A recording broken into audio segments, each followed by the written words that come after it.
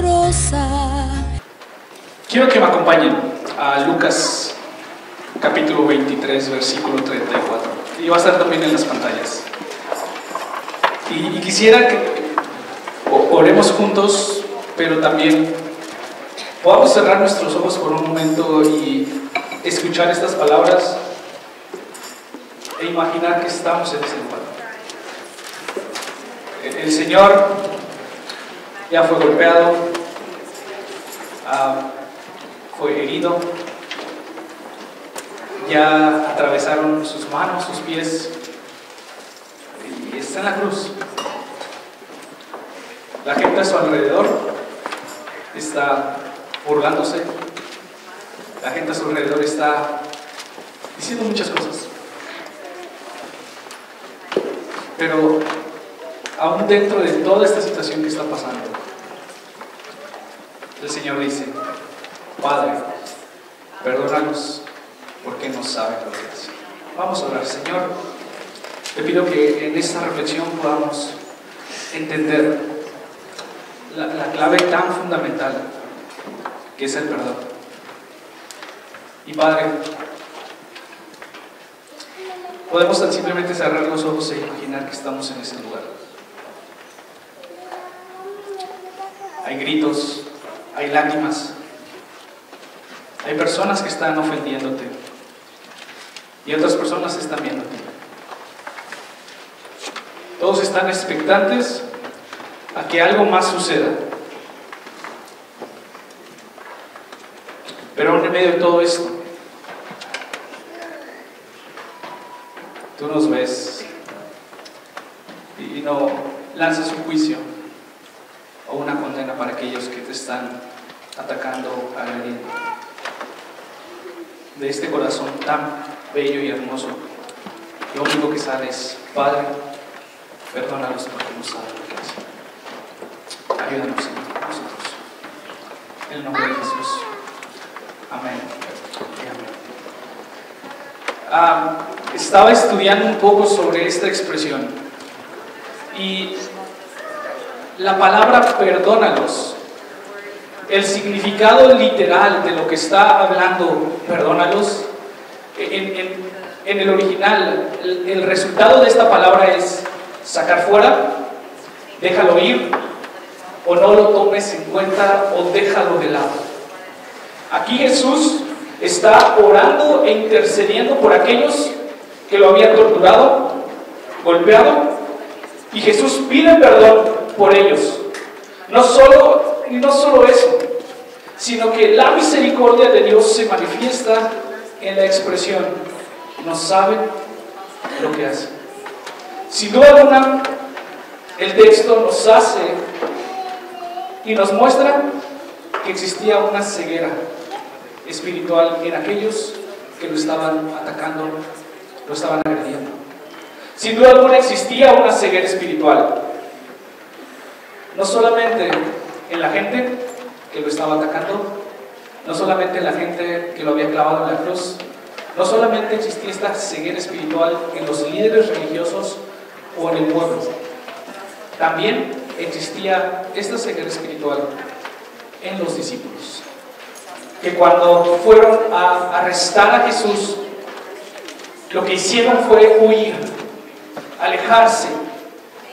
Pedro lo negó, aunque habían visto todo lo que Jesús ya había hecho. El miedo lo seguía invadiendo.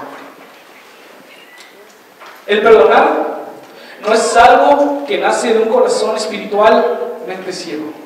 Muchas veces hemos pasado por situaciones o circunstancias que nos cuesta trabajo perdonar.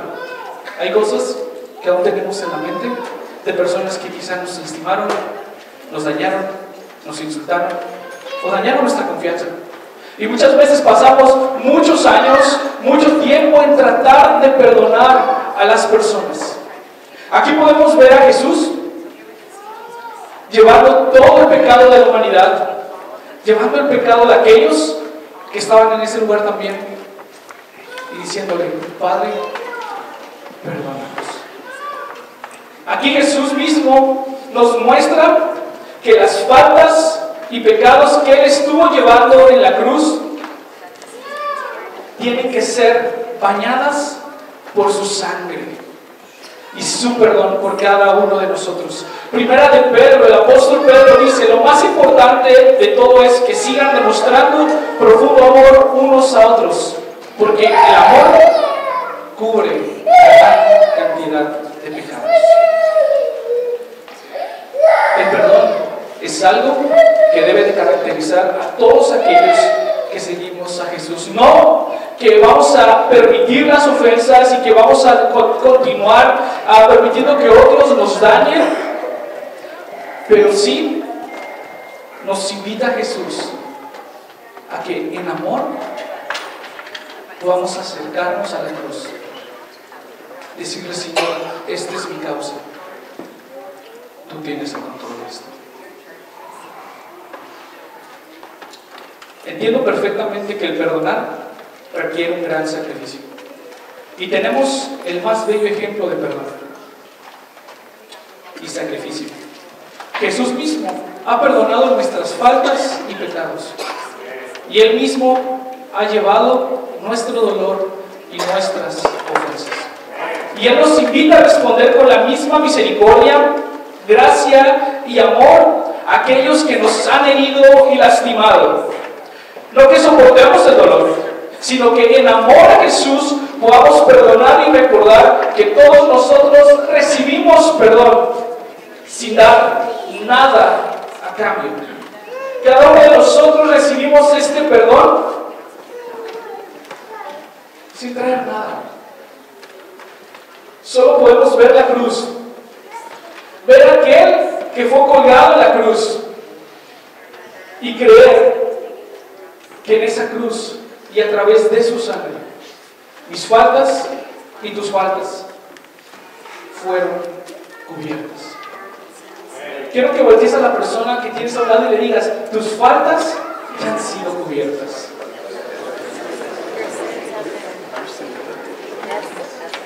El apóstol Pablo dice: más bien sean bondadosos y compasivos unos con otros y perdónense mutuamente, así como Dios los perdonó a ustedes en Cristo Jesús. Y el día de hoy es un buen tiempo para abrazar su perdón. Si has fallado, si has pecado, hoy es un día en el cual podemos acercarnos a la cruz y abrazar ese perdón y gracia. Pero también hoy es un buen día para que, si tú necesitas perdonar a alguien o necesitas también pedir perdón, te puedas acercar trayendo a mente estas palabras: Padre, perdóname porque no sabe lo que hace. El día de hoy, la invitación de Padre, perdónalos porque no sabe lo que hacen, no solamente es para ser limpiados de nuestros pecados y de nuestras cargas, sino también nosotros brindar perdón a aquellos que nos han lastimado. Y eso nos recuerda lo que Jesús le enseña a sus discípulos a orar en Marcos 11:25. Y cuando estén orando, si tienen algo contra alguien, perdónenlo, para que también su Padre que está en el cielo les perdone a ustedes sus pecados. Y es importante, y somos llamados a perdonar, somos llamados a recibir perdón, pero también somos llamados a que cada uno de nosotros podamos recibir el perdón más bello y único, que no puede ser comparado con nada: el perdón de nuestros pecados en Cristo Jesús. Y el día de hoy yo quiero invitarte a que puedas abrazar esta expresión. Y quizá puedas traer a alguien a mente que te ha lastimado, que te ha dañado, y en amor a Jesús, aquel que llevó nuestras cargas, decirle: te perdono. Y el perdón nace cuando podemos ver a Jesús y creer en lo que Él ya hizo por cada uno de nosotros. Hemos recibido perdón. Él nos invita a perdonar a otros. el día de hoy es un buen momento para perdonar. El día de hoy es un buen día para traer a mente y poder recibir este perdón. Triste un día en Jerusalén, los soldados abrían paso a Jesús. Buenas tardes. ¿Me escuchan, cierto? Sí. Yo no me escucho nada, pero para mí es una bendición poder estar aquí y compartir esta segunda palabra que creo que es tan importante para la iglesia de estos tiempos. Necesitamos poder meditar y poder profundizar en las Escrituras que tanto necesitamos sostener en los tiempos que vivimos. La segunda palabra dice en Lucas 23:43, de cierto te digo que hoy estarás conmigo en el paraíso. Quisiera repetirlo de nuevo porque tiene un significado profundo. Hay una unción especial en una promesa de Dios cuando le dice a este hombre. Y Jesús dijo, de cierto te digo que hoy estarás conmigo en el paraíso. Amados, esta es una promesa de salvación hecha por Jesús a un condenado que estaba colgado juntamente con él en la cruz del Calvario. Y también en el mismo lugar había otro ladrón, pero este otro ofendía, insultaba a la dignidad, al honor y a la credibilidad de Jesús y le confrontaba diciéndole lo que está en Lucas 23:38, si tú eres el Cristo, sálvate a ti mismo y a nosotros. Había un criminal condenado que tenía una buena actitud y este le dijo al otro condenado que recriminaba a Jesús, dice la Escritura que él le dice, ¿es que no tienes temor de Dios? Ni aún tú temes a Dios estando en la misma condenación. Nosotros, a la verdad, le dice este condenado al otro condenado, nosotros a la verdad justamente padecemos porque recibimos lo que merecen nuestros hechos. Mas por Jesús, ningún mal ha hecho. Y dijo a Jesús, acuérdate de mí cuando vengas en tu reino. Entonces Jesús, frente a esta solicitud, le responde y le dice, de cierto te digo que hoy estarás conmigo en el paraíso. Es importante, mis amados hermanos y amigos, que podamos considerar esta palabra al malhechor, a este malhechor arrepentido. Acuérdate de mí, cuando él le dice a Jesús, acuérdate de mí cuando vengas en tu reino. Y Jesús le respondió con una promesa. No fue solamente palabra de Jesús. Aquí hay promesas. Una promesa maravillosa que Jesús le entrega a este condenado a muerte, pero arrepentido en su corazón. Y le dice, hoy estarás conmigo en el paraíso. En los momentos que enfrentamos la muerte, de la manera que ellos la estaban enfrentando, no era una enfermedad, era una condenación. Iban a ser muertos por causa de sus delitos, de sus pecados. No había ninguna preparación para ellos, absolutamente ninguna paz que calmara la profunda angustia que genera el ser condenado a muerte. Y en medio de esta terrible situación, si usted se lo puede imaginar, había un malhechor arrepentido que estaba siendo perdonado por Jesús. Un malhechor que tenía en su corazón un arrepentimiento profundo. Cuando aún estaban condenando a Jesús por los mismos delitos que ellos o otros delitos más graves, este hombre tenía un corazón dispuesto. Y cuando le dice al Señor y recibe de Jesús, hoy estarás conmigo en el paraíso. Estas palabras, hermanos, no eran simplemente palabras o promesas humanas. No era una promesa política, sino una promesa divina para este hombre condenado y sin esperanza. Lo que estamos viendo aquí en la crucifixión de Jesús nos está mostrando el futuro del amor de Dios para cada uno de nosotros. No hay diferencia entre nosotros y esos condenados. Estábamos en la misma condición.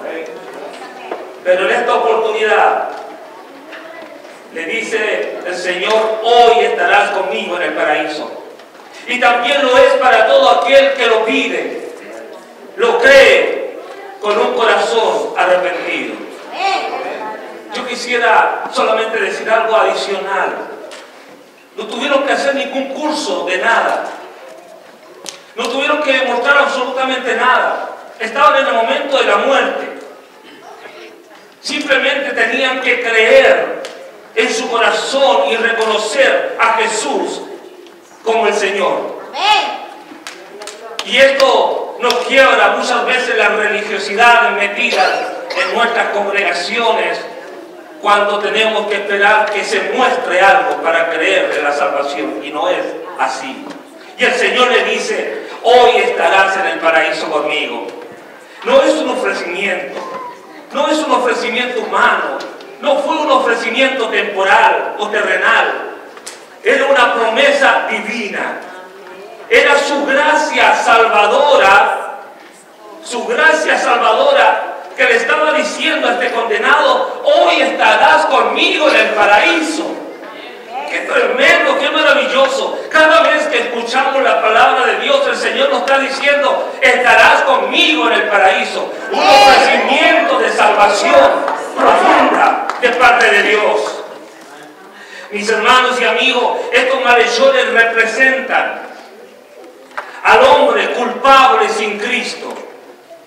Uno de ellos representa al arrepentido que ve en Jesús su esperanza al enfrentar lo desconocido como es la muerte.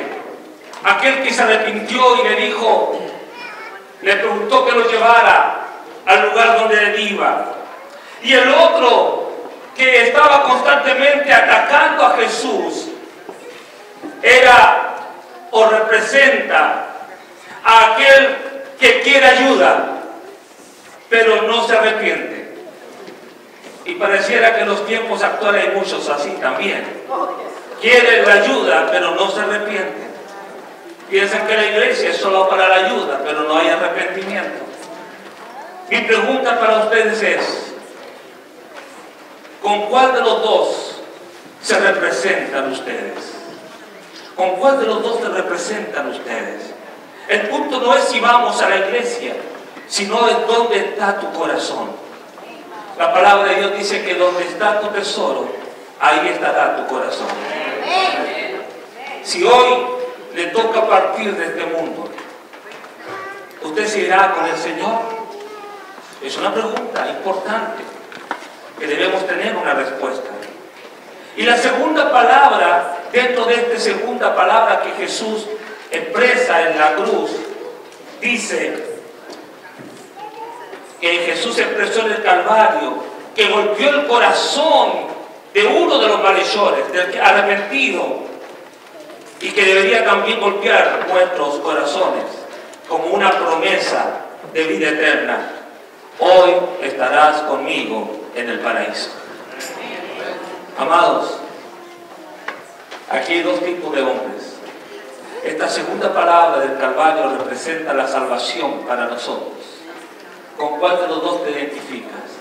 con el que se arrepiente de corazón y se entrega al propósito de Dios, o con aquel que quiere la ayuda pero no quiere arrepentirse? ¿Qué le parece si hacemos una oración?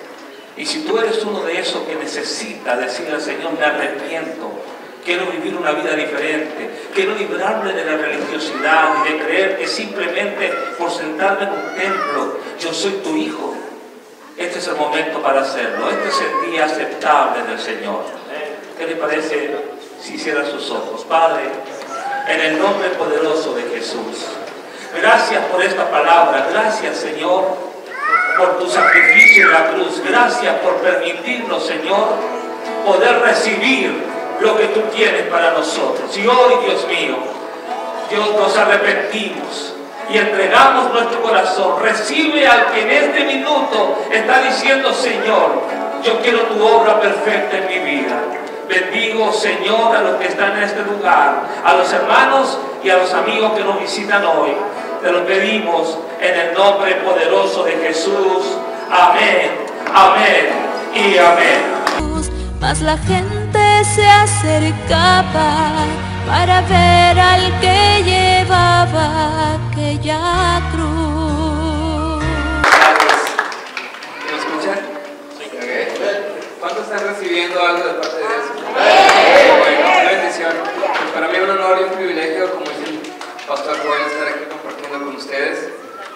Y a mí me ha tocado, ¿verdad?, compartir la tercera palabra de Jesús en la cruz. Yo la voy a leer en la versión Nueva Traducción Viviente, pero es en el Evangelio de Juan, capítulo 19, versículos 26 y 27. Vamos a leerlo juntos, ¿les parece? Cuando Jesús vio a su madre al lado del discípulo que él amaba, le dijo, apreciada mujer, ahí tienes a tu hijo. Y al discípulo le dijo, ahí tienes a tu madre. Y a partir de entonces, este discípulo la llevó a vivir a su casa. Wow, qué impresionante esta parte de Jesús, que a pesar de estar viviendo uno de los momentos más difíciles de toda su vida, ¿verdad? Digo, desde la noche anterior a esta, desde que estaba en el Monte de los Olivos, ¿verdad? En el huerto de Getsemaní, estuvo sudando sangre y todo eso, pero ha venido transcurriendo todos esos momentos difíciles en el pretorio y en el juicio con Pilatos y en el juicio con Herodes, y está aquí en la cruz sufriendo, ha perdido muchísima sangre, ha sudado mucho, tiene hambre, tiene sed, o sea, está ya crucificado, y él todavía se toma la molestia, ¿verdad?, de no estar pensando en él, de lo que le está pasando a él, sino que se enfoca en las necesidades de los demás. Y es algo que a mí me impresiona mucho del carácter de Jesús, porque en ese momento a lo mejor él hubiera podido pensar, bueno, pues yo ya me voy, ¿verdad?, que se encarguen de ella mis hermanos. Yo me había preguntado, ¿por qué será que se le encarga a Juan, que es nada más amigo de él, ¿verdad?, y discípulo, y no a sus hermanos o a su familia? Y bueno, sabemos, ¿verdad?, que según la tradición judía, José, su padre terrenal, ¿verdad?, su padre postizo, había muerto ya unos años antes, y en este momento, en el momento de la crucifixión, en el momento del ministerio de Jesús, sus hermanos, ¿verdad?, Santiago y Judas y Simón, no eran creyentes, no eran cristianos, ¿verdad?, por así decirlo. Y es algo que a mí me parece obvio, ¿verdad? Si un día mi hermana, ¿verdad?, me dijera, oye, ¿sabes qué? Yo soy el Mesías de parte de Dios, y bla, bla, y claro que no, ¿verdad? Yo estoy haciendo travesuras, yo estoy llorando, yo estoy toda mocosa, ¿verdad?, ahí en casa, claro que no. Entonces sus hermanos no tenían todavía esa credibilidad en Jesús. Vemos también en Juan, una vez que Jesús estaba compartiendo la buena noticia y llegan a buscarlo, le dicen, hey Jesús, te busca tu madre y tus hermanos están aquí afuera, ¿verdad? ¿Se acuerdan de eso? Y que Jesús le dice, mi madre y mis hermanos son los que están aquí escuchando la palabra, los que quieren recibir del Señor. Entonces en ese momento sus hermanos, que posteriormente, ¿verdad?, se van a convertir, ¿verdad?, a Cristo, después de la resurrección, una vez que lo ven muerto y luego al tercer día lo ven resucitar, entonces que Santiago y Judas empiezan a ser creyentes, pero en este momento no. En este momento Jesús está ahí solo, los demás discípulos huyeron y solamente está Juan, al discípulo que, bueno, Juan se dice, ¿verdad?, que él era el discípulo que Jesús más amaba. Y Jesús deja de pensar en sí mismo, deja de pensar en él, Y aparte, al mismo tiempo, algo que me llama mucho la atención es que todavía en ese momento Jesús está siendo fiel, está haciendo un manifiesto y una declaración a todos los que están ahí reunidos presenciando el acto de la crucifixión de cuán importante es guardar la palabra de Dios, la ley, ¿verdad? ¿Por qué? Porque si se acuerdan en Éxodo 20, ese es uno de los mandamientos que Dios nos da a través de Moisés, ¿verdad? De honrarás a tu padre y a tu madre. Entonces, Él es lo que está haciendo en ese momento en la cruz. Él está honrando a su mamá, a quien le dio la vida. Está enfocado en, oye, no me voy a ir y dejarla a su suerte, ¿verdad? Dejarla sola, sino se toma la molestia de decir, madre, aquí tienes un nuevo hijo, aquí tienes una nueva madre. Y a partir de entonces, Juan se encarga de ella, se la lleva a vivir incluso a su casa y él se encarga de todas sus necesidades. Entonces Jesús está dejando ahí claro, miren, hay algo importante, guardar la palabra de Dios, seguir las ordenanzas de Dios, tener cuidado de nuestro padre y de nuestra madre. Y luego, ¿verdad? Después de esta enseñanza tan fuerte, su mismo hermano Santiago, en el libro de Santiago, en la carta de Santiago, él mismo diría, ese es un ministerio precioso, cualquiera de que cuida de los viudas y de los huérfanos. ¿Por qué? Por el ejemplo de su hermano mayor, ¿verdad? Jesús, que se encargó de su madre, que era viuda y se iba a quedar pues sin hijos que cuidaran de ella. Entonces esto es algo que nos muestra el tamaño, ¿verdad?, de hombre que era Jesús, el carácter de persona que a pesar de estar a punto de morir, a unas cuantas horas, quizá minutos de morir, él está pensando, ¿qué va a hacer de mi mamá? ¿Cómo la voy a dejar bien a ella? Entonces, es con lo que yo los quiero dejar. Esto es lo que Dios puso en mi corazón. Si usted aquí tiene la dicha de tener consigo todavía a su padre y a su madre, no espere que sean los últimos momentos de su vida para encargarse de ellos. Honre a su padre y a su madre, tenga cuidado con ellos, ámenlos, respételos, vea por sus necesidades. ¿Por qué? Porque es algo que Jesús, nuestro maestro, nuestra principal figura a la que seguimos, nos está enseñando. Es algo que Él hizo y en un momento decisivo de su vida, en el último momento prácticamente. Y entonces con eso los quiero dejar. Espero que el Señor hable algo a su corazón a través de estas palabras de nuestro Señor Jesucristo y que sigamos recibiendo con las demás palabras. ¿Qué les parece si oramos nada más así brevemente? Cierren sus ojos ahí en su lugar, inclinen su rostro y vamos a orar juntos. Vamos a pedirle, Señor Jesús, primero te damos gracias por tu ejemplo, gracias por tu carácter, Señor, que nos demuestra tantas cosas, que nos hace aprender de ti, que nos hace admirar y aspirar a llegar a la estatura del varón perfecto, Señor Jesús. Queremos ser más como tú, queremos parecernos más a ti, y te pido que en esta tarde pongas en el corazón de cada uno de nosotros eso, el corazón de honrar a nuestro Padre y a nuestra Madre aquí en la tierra, y también honrar a nuestro Padre que está en los cielos, Señor. Amamos tu palabra, Señor, amamos lo que tu Espíritu Santo nos está hablando a través de la Biblia y de cada uno de los pastores que está compartiendo aquí. Te pido que sigas hablando, Señor, particularmente, Señor, y personalmente a cada una de las personas que estamos aquí congregadas y reunidas en tu nombre. Que tu Espíritu Santo haga algo en esta tarde, y principalmente que tú te lleves toda la honra y toda la gloria, porque eso es a lo que venimos, a adorarte, a alabarte, a recordar tu pasión, tu sacrificio, tu muerte y pronto tu resurrección, Señor. Te damos muchas gracias y oramos en el nombre de Jesús. Amén. Le sangraban las heridas. Que se lo bendiga, hermanos. Creo que va a aparecer en pantalla. Así es, Mateo capítulo 27, versículo 46. Nos dice la cuarta palabra que Jesús se expresó colgado desde la cruz. Dios mío, ¿por qué me has desamparado? Cuando leemos en los evangelios las circunstancias que rodearon la muerte de nuestro Señor Jesucristo, salta a la vista la intensidad de sus sufrimientos, tanto físicos como emocionales.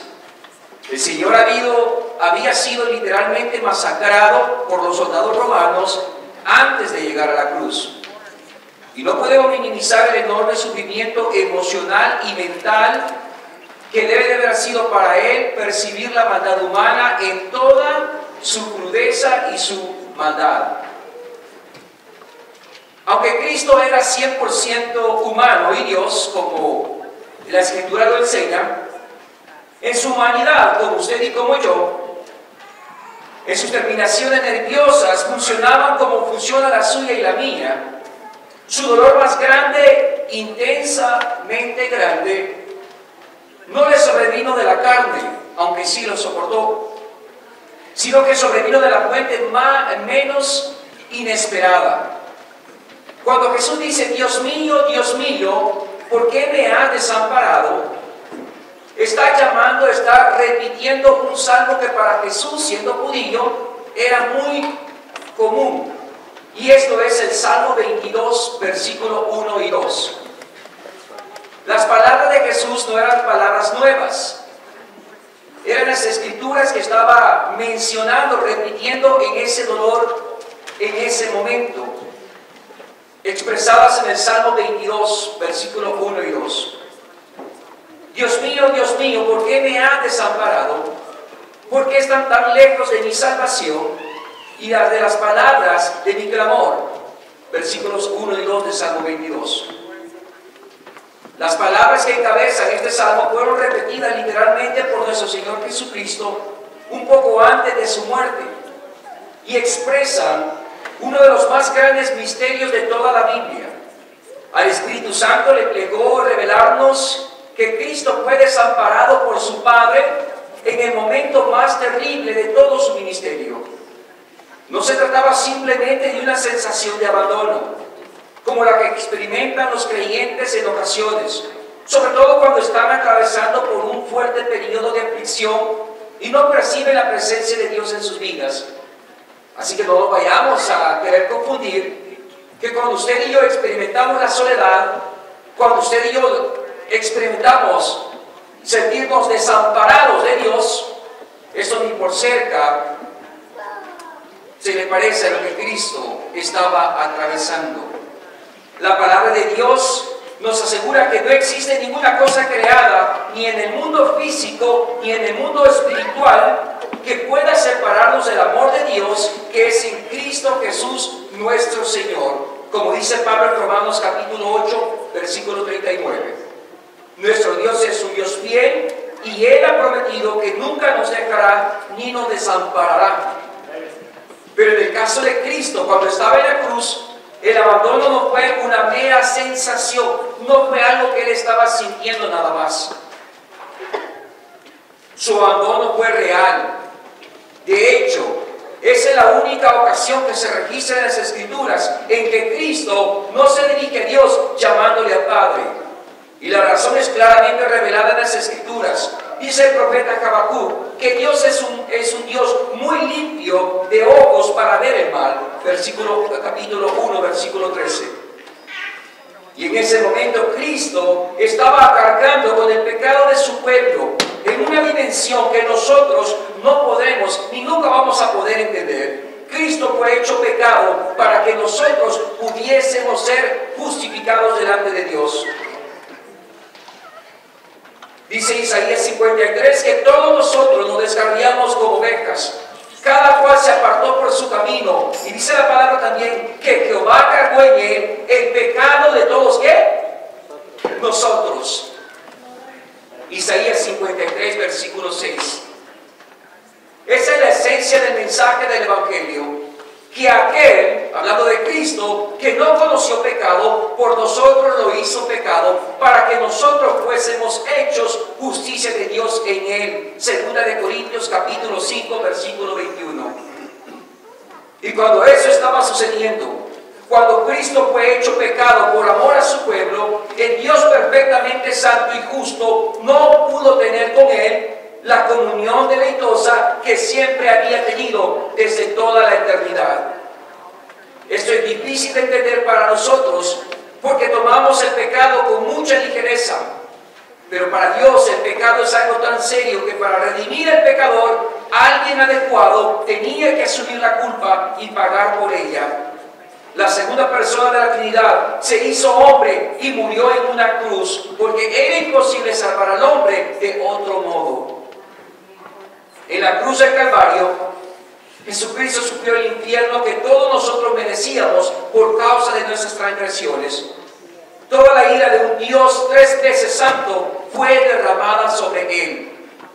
Es por eso que dice la Escritura que Cristo es la propiciación por nuestros pecados. En otras palabras, Él tomó sobre sí la ira justa de Dios por causa de nuestros pecados y lo hizo voluntariamente por amor a nosotros. Ese que el amor de Cristo en la cruz que se expresa en el Salmo 22 no fue una expresión de duda, como algunos creen, sino la agonía. Cristo sabía que había sido desamparado. Él sabía de antemano que eso iba a suceder y aún así, por amor a nosotros, decidió voluntariamente pasar por ese valle de sombra de muerte. Mateo 16, 21, 23, Juan capítulo 12, 27. Él sabía que había venido a morir, pero sabía también que la muerte no tendría sobre él la última palabra. Por eso clama a Dios, a pesar del desamparo que estaba sintiendo y al ver al hecho de que seguía siendo su Dios. Dios mío, ¿por qué me has desamparado? Esto parece paradójico. Si sentía desamparado, ¿por qué iba a clamar a Dios? Porque la fe de Cristo como hombre aún se mantenía intacta.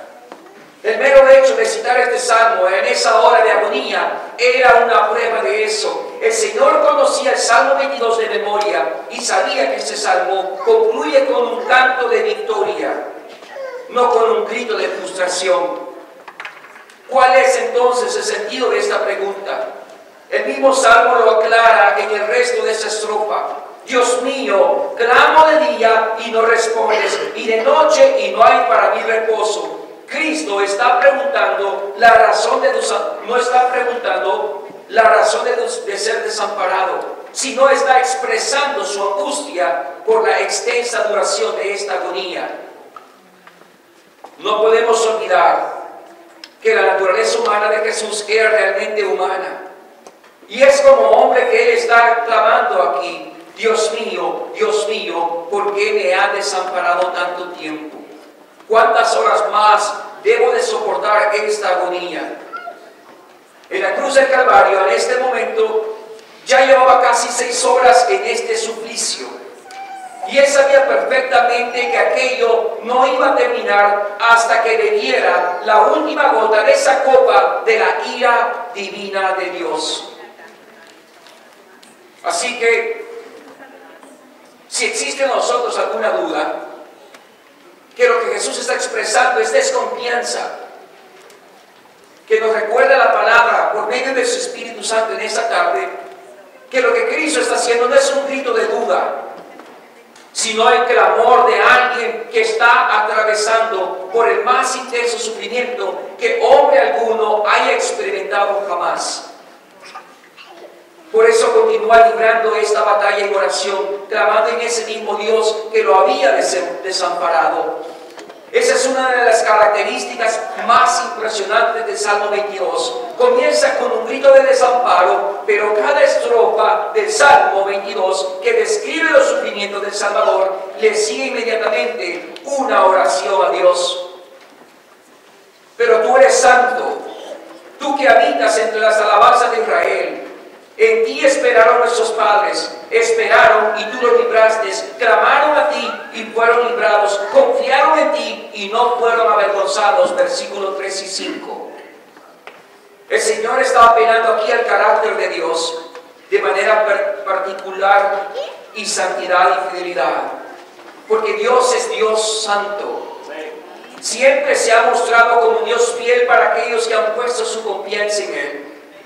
Aunque en ese momento su oración no parecía estar siendo oída, él sabía que Dios tenía una buena razón para su silencio y que en el momento oportuno Cristo sería librado, como lo hizo con su pueblo tantas ocasiones, y así fue hecho con Jesús. Su oración fue respondida. Al tercer día, aquel que estaba desamparado en la cruz se levantó victorioso. ¿Desde dónde? Desde la tumba, y hoy está sentado a la diestra de Dios Padre, intercediendo por los suyos.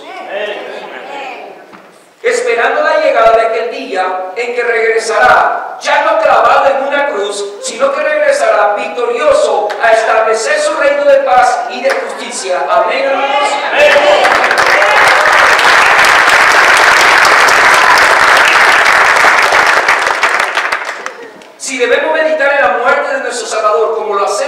semana, como lo hacemos en este día, hagámoslo. Meditemos en la muerte de nuestro Salvador, pero no para mirarle con pena ni con llanto. Debemos estar infinitamente, óigame bien, porque ese es el reto para nosotros. Si vamos a meditar en esta fecha, si vamos a meditar en la muerte de nuestro Salvador, que no sea para mirarle con pena y sufrimiento, sino que sea para estar agradecidos por su gran amor, pero al mismo tiempo para que estemos confiados en que seguimos a un rey cuyo reino nunca tendrá fin.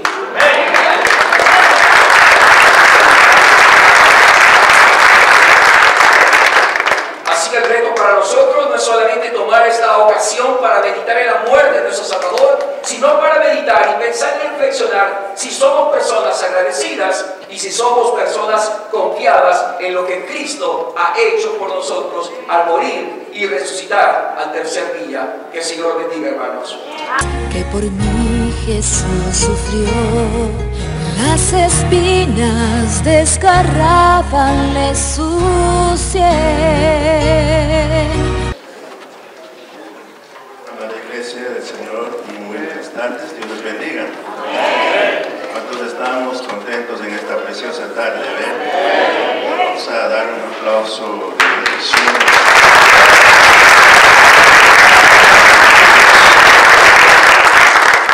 Amados consiervos del Señor, están honrando por su presencia. Es un placer y un privilegio tan grande esta tarde contar con los siervos del Señor que esta tarde están con nosotros. Por Aguayo, me gustó verlos muchos años. Igual estamos compartiendo hace meses atrás. Bueno, ya un amigo pastor, que le bendiga. Y estamos aquí, siervo, que le bendiga también, con gusto. Para mí realmente es un privilegio esta tarde estar con ustedes. Gracias, Pastor Joel, por la invitación a nuestra iglesia Alfa y Omega. También recibo un saludo cordial de parte de la Iglesia Cristiana Alfa y Omega de Ecuador. Amén. Gloria a Dios. Somos esa familia del Señor aquí. Nos hemos reunido en esta tarde, ¿verdad?, para reflexionar sobre las palabras de nuestro Señor Jesucristo antes de su muerte. Me ha designado a mi persona sobre la quinta palabra. Vamos a ubicarnos en el Evangelio de Juan, capítulo 19, versículo 28. Dice la bendita palabra de Dios: después de esto, sabiendo Jesús que ya todo estaba consumado, dijo para que la Escritura se cumpliese: tengo sed. Esta palabra, tengo sed, nos revela algunas cosas muy importantes que debemos reflexionar. Mientras estas palabras Jesús expresa su sufrimiento físico y deshidratación de su cuerpo, por lo que se había perdido cantidades, sustancias vitales de su cuerpo. Dice la palabra que de su cuerpo salía sangre y agua.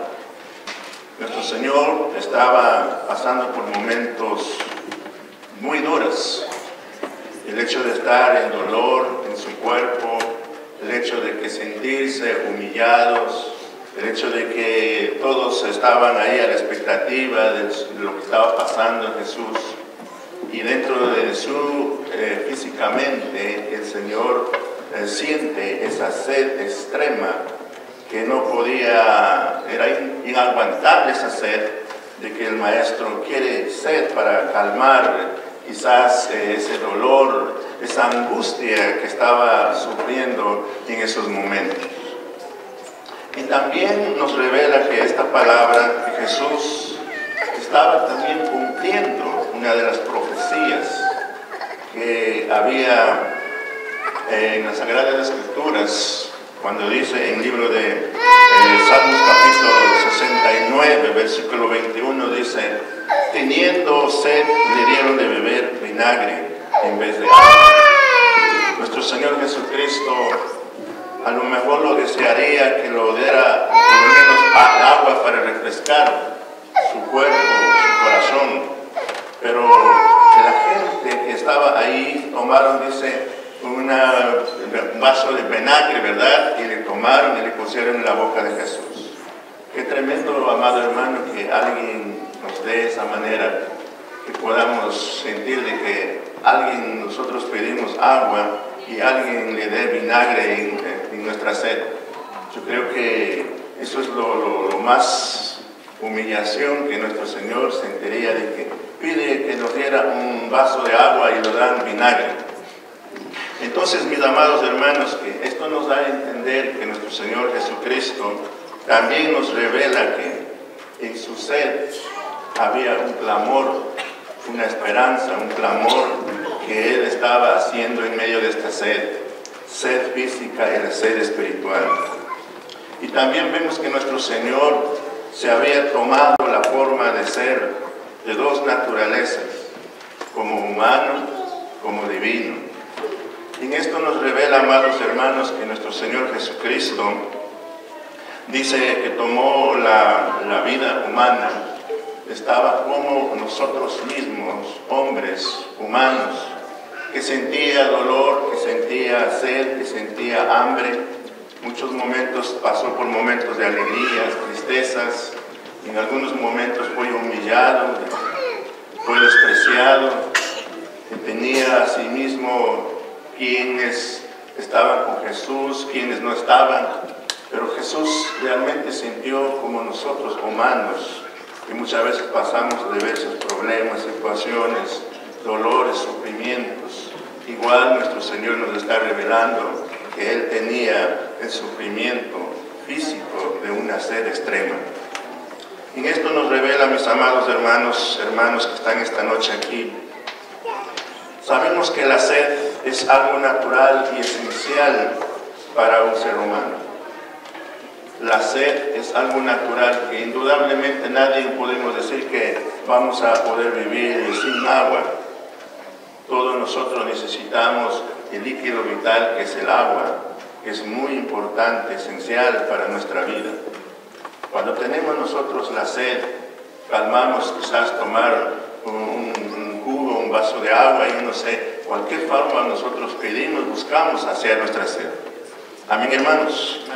Y de la misma manera también nuestro Señor Jesucristo nos da a entender que la sed de Jesús no era solamente una sed física, sino también era una sed espiritual. Era el gran amor, más gran amor que tenía por las almas de los hombres. Jesús estaba expresando que aún estando en el medio, aún estando en momentos de sufrimiento, Jesús miraba por la gente que necesitaba amor, esperanza, necesitaba ser perdonado de sus pecados. Jesús, aún estando en esa condición, tenía necesidad, tenía hambre por las personas, por las almas que estaban ahí y por todo el mundo, amados hermanos. En eso nos vamos a ver también, amados hermanos, dice que la única persona que puede calmar la sed es Jesucristo. Cuando nosotros venimos a los pies del Señor, cuando nosotros creemos en el Hijo de Dios, que es nuestro Señor y Salvador, recibimos esa palabra, recibimos esa agua de vida que nos va a calmar nuestra sed, que nos va a dar una esperanza de vida, que nos va a dar en nosotros, amados hermanos, una nueva vida en Cristo Jesús. Y eso, amados hermanos, que todos nosotros sabemos que la palabra de Dios es viva y eficaz, al que cree lo obra poderosamente. Dice, la palabra cambia el corazón del hombre. La palabra de Dios nos instruye y la palabra de Dios es, dice, lumbrera en nuestro caminar. Si no tuviéramos la palabra que nos guía, ¿cómo guiaría el pueblo del Señor, la iglesia del Señor, amados hermanos? La palabra de Dios es viva, la palabra de Dios es agua de vida que Jesús nos está ofreciendo, mis amados hermanos queridos. En esta tarde reflexionamos hace 2000 años este acontecimiento, pero nunca se ha cambiado. Jesús siempre está invitando a tomar esa agua de vida. Jesucristo dice, ayer, hoy y será por siempre. Él está invitando a la humanidad a tomar de esta agua viva, mis amados hermanos. El Señor quiere que nosotros ofrezcamos nuestro corazón sediento. ¿Cuántos de nosotros a veces estamos pasando, verdad, por momentos de problemas, por momentos difíciles, por momentos a veces de angustia, enfermedades, tantas cosas que pasamos en la vida? Pero Jesús dice, venid a mí, los sedientos, tomad esta agua viva. Está diciendo, vengan a mí, y yo los daré esa agua de vida que tú necesitas. Yo los daré, dice, esa palabra que tú necesitas. En tus problemas yo estaré para ayudar, dice el Señor, amados hermanos. Bendito sea el nombre de Jesús. Cuando nosotros buscamos esa agua de vida, cuando nosotros buscamos la palabra del Señor, cuando nosotros siempre creemos que solo en Jesús tenemos una esperanza viva. Amados hermanos, dice el libro de Mateo capítulo 5, versículo 6, dice, bienaventurados los que tienen hambre y sed de justicia, ellos serán saciados. El Señor nos invita en este día, el Señor sigue invitando que vengan, tomen de esta agua de vida y serán saciados y nunca más tendrán la sed. Amén. Nunca más tendrán la sed. Esto quiere decir que nunca más ustedes van a estar solos. Siempre Dios estará para ayudarnos, para guiarnos. Gracias a nuestro Señor y Salvador Jesucristo, quien vino a este mundo por la humanidad. Y nosotros que hemos creído en Él, hemos recibido por medio de la fe en Él, hoy tenemos esa agua de vida, que es la palabra de Dios. Y nosotros asistimos a una iglesia, adoramos, servimos y seguimos tomando de esa agua de vida que solo Jesús nos puede calmar nuestra sed.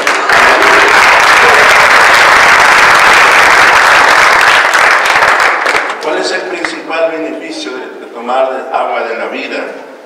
El agua de la vida, ¿verdad? Nos posibilita nuestras vidas. El agua de vida, el agua es saludable para nuestra salud. El agua es recomendable que nosotros podemos tomar en la vida humana, ¿verdad? El agua. Sin agua no podemos vivir.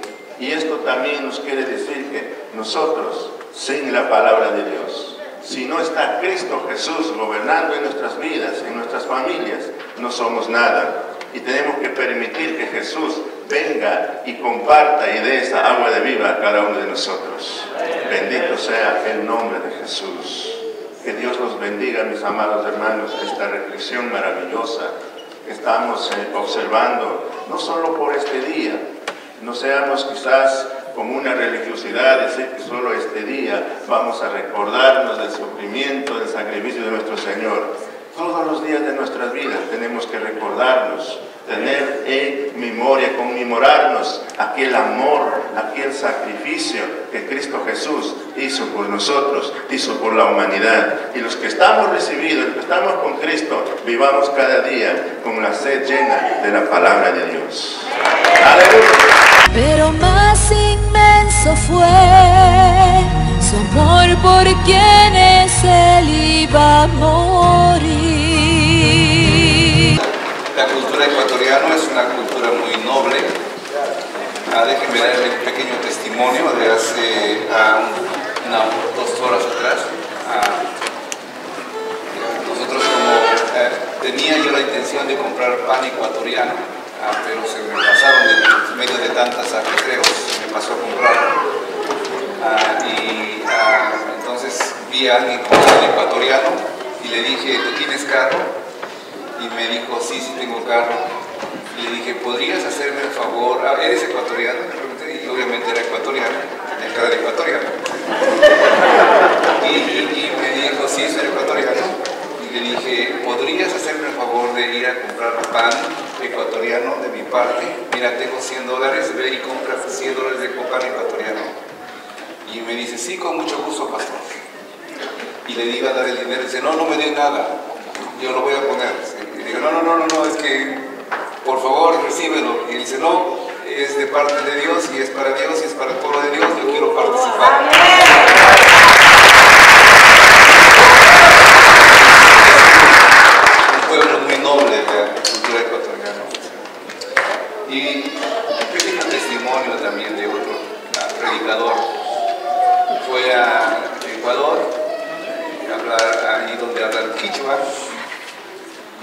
y estaba dialogando con un hombre, enseñándole un poco más la profundidad de las escrituras, y le dice que Dios, Jesucristo, hablaba no en inglés, no en español, sino en arameo y posiblemente hebreo y una que otra palabra en griego.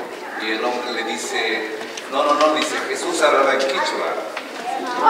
Y el misionero muy estudiado dice, mira, yo tengo tantas enseñanzas, tantos años de estudio. Jesús hablaba en arameo. Estaban discutiendo, no hablaba en quichua, hablaba en arameo. Y le dice, mira, no te voy a hacer cambiar de opinión, pero ¿por qué dices que habla en quichua? Y el indígena quichua le dice, porque cada que yo hablo con Dios, Dios me entiende y me escucha.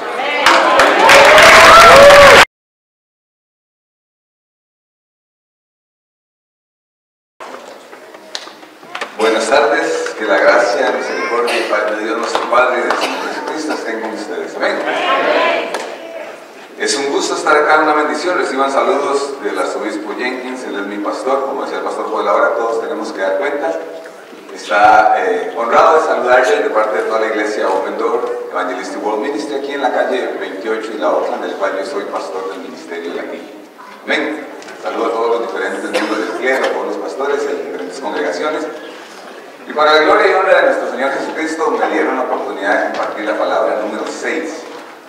Esta palabra número 6 es una palabra que en español es, o esta frase es una palabra compuesta que es consumado es. Está en el Evangelio de Juan, capítulo 19 y versículo 30. Usted puede ir ahí conmigo a la escritura, estoy seguro que lo van a poner acá. Vamos a leer todo el versículo 30 porque es un versículo muy interesante. Y dice así: cuando Jesús hubo tomado el vinagre, dijo, consumado es, y habiendo inclinado la cabeza, entregó el Espíritu. Hermanos, el príncipe de los predicadores, como lo llamaban, Charles Spurgeon, dijo, esto es un océano de significado en una gota de lenguaje. Una frase tan pequeña y con tanto peso, semejante declaración. La palabra griega para esto es la palabra tetelestai, así es la pronunciación en español. Está en lo que en griego se conoce como el indicativo perfecto, en una voz pasiva. ¿Qué quiere decir esto? Esto quiere decir que fue un hecho completado con un efecto permanente. Esto quiere decir que sigue teniendo vigencia a través de los tiempos y que no es necesario que se lleve a cabo una vez más, porque Hebreos también lo dice así, el sacrificio de Jesucristo fue único y suficiente y no es necesario de repetirse. Amén. Amén. Esta palabra, hermanos, déjenme contarle que esta palabra es usada también en el griego koiné, el griego en el que se escribe el Nuevo Testamento, para ponerse al final de una factura. Cuando alguien iba a cancelar una deuda, ellos al final, cuando usted iba a pagar el último abono del refrigerador, del carro, del televisor, de lo que usted fuera a pagar, ellos al final de la factura ponían tetelestai, consumado, cancelado. Usted no tiene que venir a pagar nada más. Y esto fue lo que el doctor Samuel Pérez Milos dice de la palabra tetelestai en uno de sus comentarios.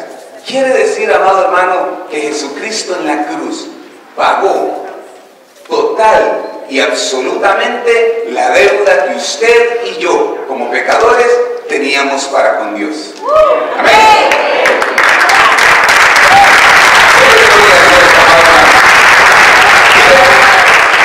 Aquí yo quiero entrar y quiero hacer buen uso del tiempo, haciendo una pregunta retórica. Usted no tiene que contestarla, pero preguntémonos, ¿qué fue consumado? ¿Qué fue lo que se consumó en la cruz? ¿Qué fue lo que se canceló en la cruz del Calvario? Como decía ahora uno de los pastores, habían 3 en el Calvario. Y no solo 3, los soldados romanos eran asesinos expertos y mataron a miles de personas. Miles de hombres sufrieron lo que Jesús sufrió en la cruz del Calvario. Miles de hombres sufrieron el flagelo, la crucifixión, la deshidratación, pero de todos los miles de hombres y seres humanos que murieron en la cruz del Calvario. Solo la sangre de nuestro Señor y Salvador Jesucristo fue capaz de limpiar el pecado de la humanidad. De manera que Jesús, amado hermano,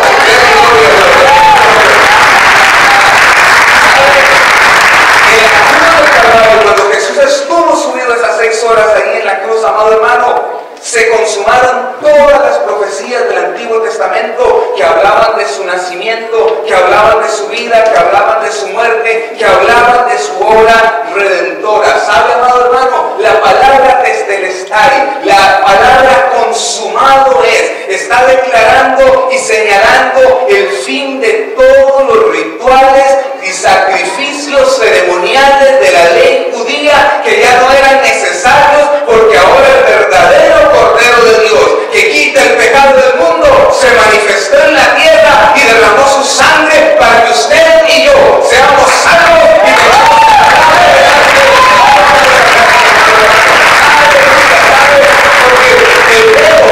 capítulo 9, desde el versículo 23 hasta el capítulo 10, versículo 1, no lo vamos a leer por cuestiones de tiempo, pero esto nos habla de que era necesario de que por la ley todo lo que se hacía fuera sombra de lo que iba a venir. Era necesario de que todo el ritualismo enseñara al pueblo del Antiguo Testamento que Jesucristo iba a venir un día y que ellos entendieran, como dice Hebreos, que sin derramamiento de sangre no hay remisión de pecados. Así que, amado hermano, Jesús pagó la deuda por usted y por mí. ¿Qué fue lo que Jesús hizo en la cruz del Calvario? Él satisfizo la ira de Dios en contra de la humanidad. Él satisfizo esa deuda y suplió completamente lo que ningún otro podía hacer a causa del pecado. Yo quiero tomar, y ya estoy casi a la mitad del tiempo, pero yo quiero tomar estos minutos para darles una cronología de lo que Jesús vino a hacer, porque es necesario conocer la historia, porque una vez escuché de un colombiano decir que el que no conoce su historia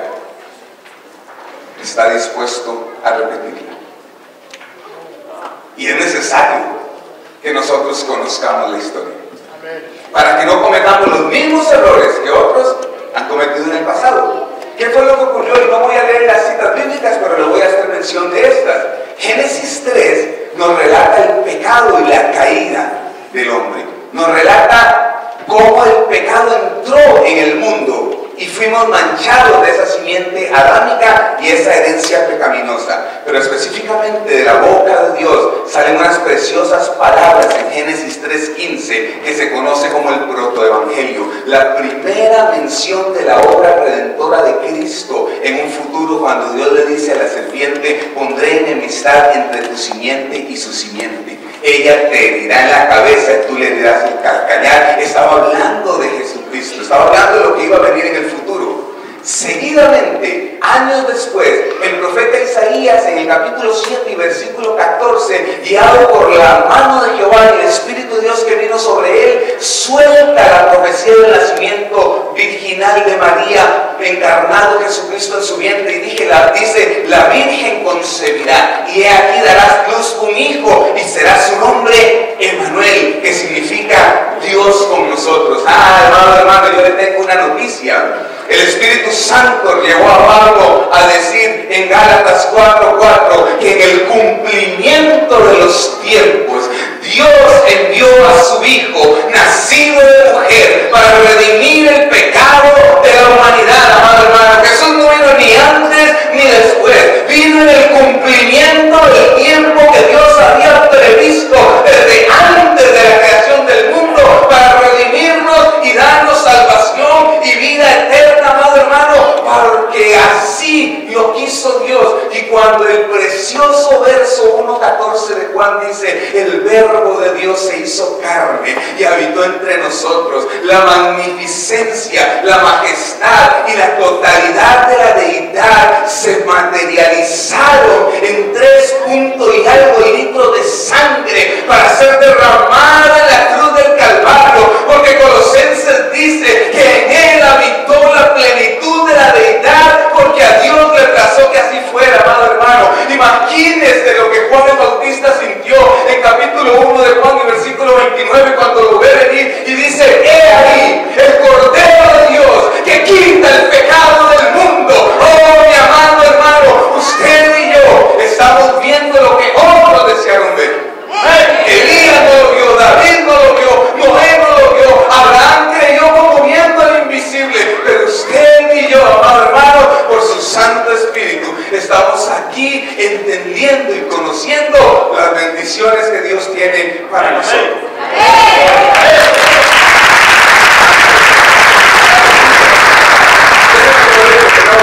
Dice la palabra en Lucas 23:45 que el velo fue rasgado. Cuando Jesús muere, el velo se rasga de arriba abajo, algo que no podía hacer nadie.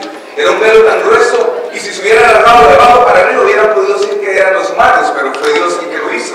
Este velo, dice Éxodo 26, amado hermano, del 31 al 33, cuando Jehová le dice a Moisés: y harás un velo que sirva como separación entre el lugar santo y el santísimo, entre la presencia de Dios y los hombres pecadores. Y amados hermanos, en Hebreos 4:14, dice que tenemos entrada directa y libre delante del trono de la gracia, porque Colosenses 2:13 al 15 dice que Jesús clavó en la cruz el acta de los decretos que nos era contrario, el acta de la deuda, la factura del pecado de la humanidad, porque la palabra dice que sin la ley no hubiera pecado, y la ley vino para manifestar el pecado, pero Jesús la clavó en la cruz del Calvario, exhibiendo públicamente los principados y potestades para que usted y yo tengamos vida y vida en abundancia. Consumado es, está pagado.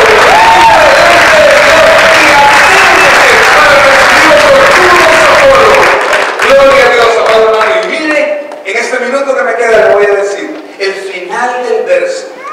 Juan 19:30 dice que, habiendo dicho esto, Jesús inclinó la cabeza y entregó su espíritu. Hermanos, a Jesús no le arrebataron la vida, y uno de los pastores lo dijo, si no me equivoco. Él la entregó voluntariamente. ¿Sabe, amado hermano? En la posición de la cruz, con los brazos arriba y el peso del cuerpo, la laringe, la faringe se clavan en la caja torácica, haciendo difícil respirar. De manera que el crucificado tenía que estar con su cabeza en alto lo más que pudiera para facilitar el flujo de aire en sus vías respiratorias. Normalmente, déjeme decirle algo, amado hermano, normalmente la persona primero muere y después inclina su cabeza, pero Jesús lo invirtió, porque se humilló delante del Padre después de haber dicho: consumado es, bajó su cabeza, estando seguro de que todo lo que había que hacer para que usted y yo fuéramos salvos fue hecho. Por eso él dijo: está cumplida, pagada la deuda, y ahora sí, Padre, en tus manos entrego mi espíritu. ¡Gloria y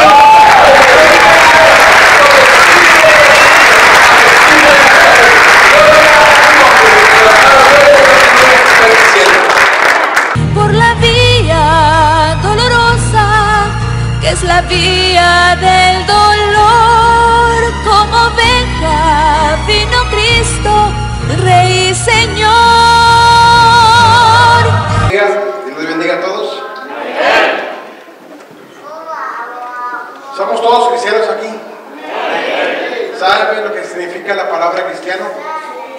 Es seguir a Jesús, ¿verdad? Acabamos de tener bautismos en nuestra iglesia hace unas semanas, y una de las cosas que yo hago muy seguido en la iglesia con la gente que se va a bautizar es les pregunto: ¿quién sigues? ¿A Cristo? Dicen sí. ¿A Jesús? Sí. Y les pregunto: ¿sigues a tu mamá? Pues no, sigo a Jesús. ¿Sigues al pastor? ¿A mí? No, sigo a Jesús. ¿Sigues al abuelo? No, a Jesús. ¿Sigues a tus hijos? No, a Jesús. ¿Sigues a tu esposo? No, a Jesús. Porque de verdad, como lo dice el apóstol, de que ser imitadores de mí como de Cristo, pero si no estamos siguiendo a Jesús, tenemos que pensar bien a quién estamos siguiendo. Y eso que vamos a ver las 6 palabras con el pastor David: Padre, perdónalo porque no saben lo que hacen. Como somos cristianos, seguimos el ejemplo de ¿quién? Ahora sí, acá agarraron, acá como que no. Seguimos el ejemplo de ¿quién? El de Jesús. No el ejemplo del diácono, no del ejemplo del primo, no del ejemplo de los pastores que tenía antes en mi juventud.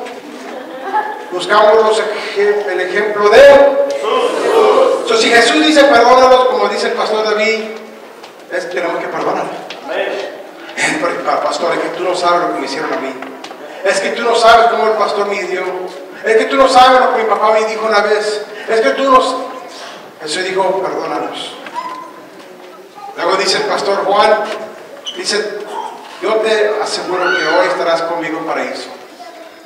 O sea, con esa frase que Jesús nos dio, todos somos iguales.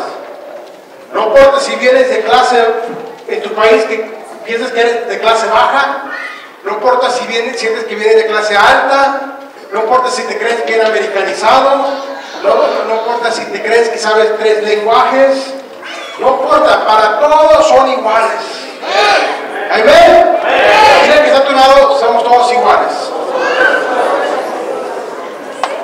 Luego el pastor Frank nos dice, mujer, he aquí a tu hijo. O sea, ¿sabe que la Biblia nos enseña que la responsabilidad de los padres son los hijos?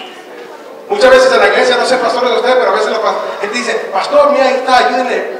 ¿Y sus hijos dónde están? Así yo tuve que aprender. Porque yo tuve que aprender, ¿dónde están los hijos? Tráiganmelos para acá. Tu responsabilidad. No del pastor, dice la Biblia. Y Jesús ahí dice mismo, mira, aquí está tu madre ahora, cuida a mi madre. Aún sufriendo nos da el ejemplo que cuidar a nuestros padres. Y luego nos dice el pastor René, Dios mío, ¿por qué me has abandonado? La humanidad, 100% Dios, 100% hombre, lloró como tú lloras, sintió como tú sentías, sufrió como tú has sufrido, a él le ha dolido también. No pienses de Jesús que es alguien bien lejos. Yo cuando era niño chiquito yo pensaba que Jesús era una persona bien lejos, que de repente se enojaba conmigo y me decía así. Pero no es así. Salud. Él sintió como tú sientes. Salud. Y estamos también allá tosiendo también, eso yo lo entiendo mucho. Y luego lo dice el pastor Francisco, tengo sed. Y sus pocas palabras que tenía pidiéndose, muchos dicen sed de justicia, sed que las cosas se hagan bien. En la iglesia de Cristo, los pastores sabemos muy bien que deseamos lo mejor por la congregación, para las vidas que se están destruyendo, y aún le das el consejo y aún se caen en el pozo porque no hicieron caso al consejo. Y como unos días antes decía, ahí está el pozo, y el próximo día se cayó en el pozo. O sea, lo reímos, pero duele como pastores, ¿verdad? Dice, ¿para qué hablo? ¿Para qué digo algo? Luego lo dice el pastor Milko, dice, todo está cumplido, todo se consumió. Wow. Me encantó como dijo que tantos que no vieron lo que nosotros hemos visto. Yo cuando era abajo me decía, yo quisiera ser uno de esos discípulos, me gustaría ser uno de los de Abraham, Moisés, que yo la gloria. No. Ellos quisieran ser como nosotros, que vimos la promesa cumplida.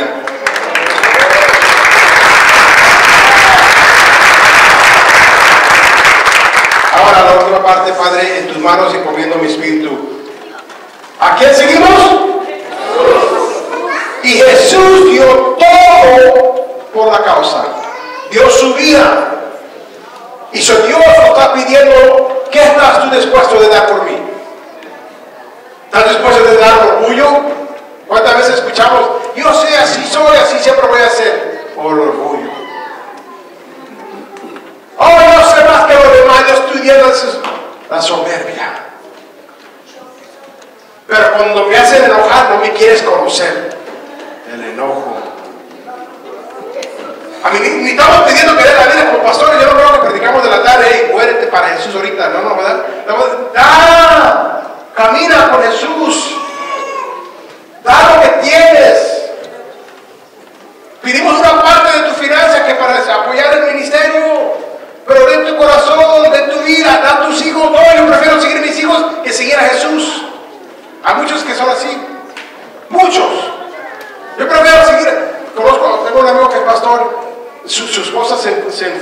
invitó, le dijo, ya no voy a la iglesia, el pastor dijo, ok, está bien. Y lo dijo, no, ya no quiero, sí, ya, la iglesia oyó y dejó la iglesia. Unos meses después lo engañó y se fue. Está duro, duele. ¿A quién seguimos? A Jesús. Y Él nos está pidiendo que demos todo. Si Él dio su vida, estamos en un país que es libre, que tiene unos derechos, que podemos hacer huelgas y como el pastor Rivera le llevaba un muchacho de su iglesia, uno de sus líderes de inmigración, y él hizo huelga y habló con el gobernador y habló acá, y saben que estaba en el avión, el muchacho que lo iban a deportar, y el gobernador dijo algo y lo sacaron del avión, no, porque el pastor dijo algo. Mire, estamos en un país bien bendecido.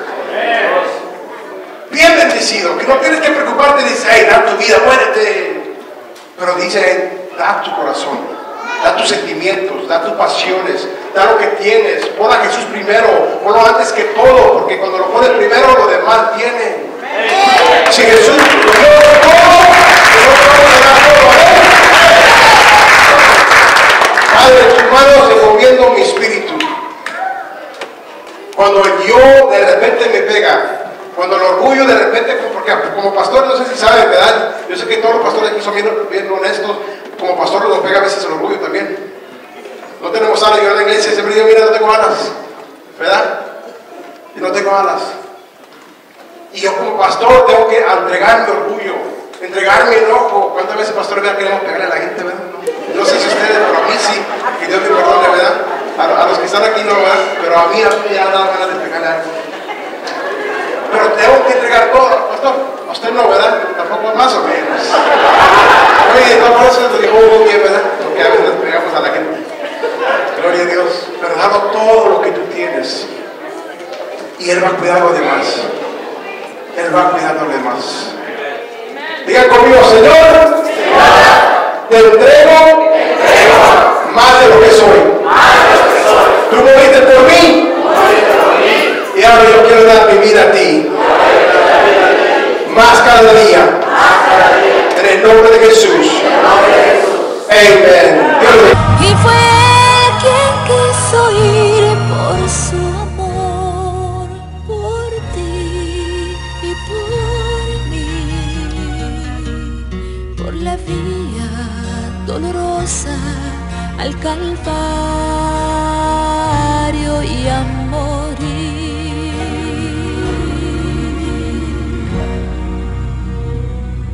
Cargando su cruz a cuesta, mi Señor Jesús subió a la cumbre del Calvario con valor. Mas la gente se acercaba para ver al que llevaba aquella cruz. Por la vía dolorosa, que es la vía del dolor, como oveja vino Cristo, Rey y Señor. Y fue Él quien quiso ir por su amor, por ti y por mí, por la vía dolorosa al Calvario y a morir. Su sangre vertió con profundo amor por salvar al mundo de condenación.